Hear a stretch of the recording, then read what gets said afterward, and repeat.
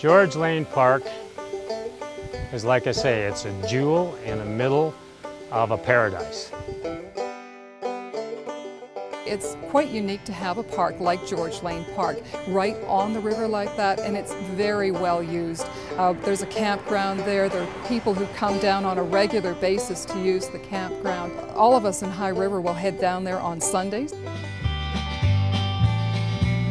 Well, the tears on my makeup melts my painted smile into a frown. It's because there's always a musical concert every Sunday afternoon at 1 o'clock, and you'll just see the park packed with people with our little lawn chairs and water bottles and whatever else enjoying the music.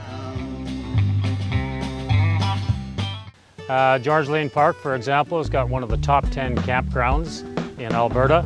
We have baseball diamonds, we have horseshoe pits, 12 of them to be exact. We have bocce ball. We've got a beautiful playground for children.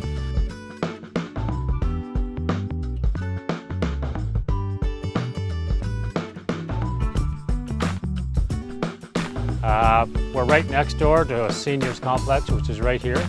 We got a 27-hole golf course right in behind me here. We got the beautiful Highwood River right behind me.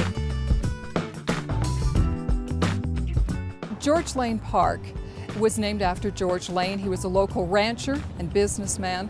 He owned a lot of the land in High River. George Lane was one of the top four, or the big four, that started the Stampede.